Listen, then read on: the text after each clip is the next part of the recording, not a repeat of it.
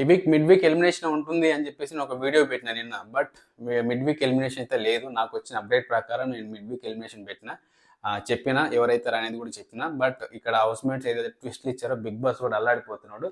So అందుకోసమని mid week elimination లేదు. Mid week elimination దేని గురించి లేదంటే కూడా చెప్తాను వీడియోలో, లాస్ట్ వరకు చూడండి. ఇక లీడర్ బోర్డ్లో వచ్చేసి లాస్ట్ లిస్ట్లో ఉన్నది వచ్చేసి మన భరణి గారు ఉన్నారు. భరణి గారిది ఏంటంటే అమౌంట్ 50,000 స్కోర్ ఏదైతే ఉందో సంపాదించుకున్నది అది ఒకరికి ఇవ్వాలని చెప్పేసి బిగ్ బాస్ చెప్పినప్పుడు ఈ నైట్ జరిగిన గుసగుసల్లో ఎవ్వరు కూడా ఎక్స్పెక్ట్ చేయలేదు తనుజకి ఇస్తారు అని చెప్పేసి. అందరు అనుకుంటారు తనుజకి ఇవ్వరు అని చెప్పేసి. ఈవెన్ తనుజ కూడా నాకు ఇవ్వరనే అనుకుంటారు తనుజ.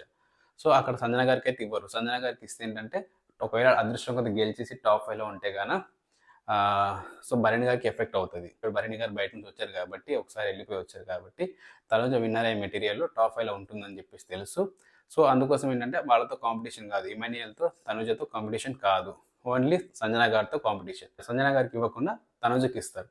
తనుజకి ఇచ్చిన తర్వాత ఒక గేమ్ ఉంటుంది అనమాట. ఈ ముగ్గురికి వాటర్లో కీస్ సంబంధించి ప్రోమో కూడా రిలీజ్ అయింది.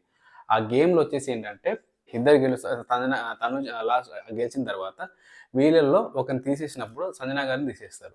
సంజన గారిని తీసేసిన తర్వాత ఇమాన్యుయల్ అండ్ తనుజ వీళ్ళిద్దరికి ఒక బెలూన్ గేమ్ పెడతారు అనమాట బిగ్ బాస్.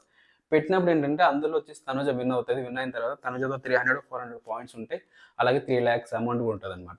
సెకండ్ ఫైనలిస్ట్కి డైరెక్ట్ సెకండ్ ఫైనలిస్ట్ ట్రోఫీ ఇవ్వలేదు. కన్ఫెక్షన్ రూమ్లో పిలిపించి అక్కడ 3 lakhs తోటి నువ్వు సెకండ్ ఫైనలిస్ట్ కొనుక్కోవాలని చెప్పేసి బిగ్ బాస్ చెప్తారు. చెప్పినప్పుడు ఏంటంటే తనుజ వచ్చేసి ఏంటంటే లేదు నేను ఆడియన్స్ ఓటింగ్ ప్రకారం వెళ్తాను అని చెప్పేసి చెప్పింది. ఆల్రెడీ ఒకసారి కూడా ఇదివరకు కూడా ఒకసారి జరిగినప్పుడు ఏంటంటే నేను ఆడియన్స్ ఓటింగ్ ప్రకారం వెళ్తాను బిగ్ బాస్ అని చెప్పేసి చెప్పింది. దీనివల్ల ఏంటంటే బిగ్ బాస్ కూడా పెద్ద ట్విస్ట్ మీద ట్విస్ట్ పడుతుంది బిగ్ బాస్కి. అందుకోసమని మిడ్ వీక్ ఎలిమినేషన్ లేదనమాట ఈ వారం. ఒకవేళ ఉంటే డబల్ ఎలిమినేషన్ ఉండే ఛాన్సెస్ ఉన్నాయి. డబల్ ఎలిమినేషన్ అయ్యే ఛాన్సెస్ 90% ఉంది. లేదు అంటే యాజ్ యూజువల్గా ఒక ఎలిమినేషన్ అయితే ఉండబోతుంది. ఈ కన్ఫెషన్ రూమ్లో నుంచి వచ్చిన తర్వాత తనుజ వచ్చిన తర్వాత కళ్యాణ్కి కొంచెం ఏదో ఆర్గ్యుమెంట్ జరిగిందంట తనుజతోటి. ఎందుకంటే సెకండ్ ఫైనలిస్ట్ అవడానికి కోసమే కదా డిమాండ్ పోవాలని కానీ ఏమన్నా కానీ అందరం ఇంత పోటీ పడి ఇన్ని ఆటలు ఆడి ఇన్ని గెలిచి వచ్చింది. ఫైనలిస్ట్ అవడానికి కోసమే కదా, నువ్వు ఎందుకు తీసుకోలేదు, అంత ఈజీగా ఎలా వదిలేసావు అని చెప్పేసి దానిపైన కొంచెం ఏదో కాంట్రవర్షియల్ ఏదో జరిగిందంట వాళ్ళకి డిస్కషన్. బట్ మనకి ఎపిసోడ్ చూసిన తర్వాత ఇంకా క్లారిటీ వస్తుంది. క్లారిటీ వచ్చిన తర్వాత ఇంకా దానిపైన ఒక రివ్యూ చేసి పెడతానమాట.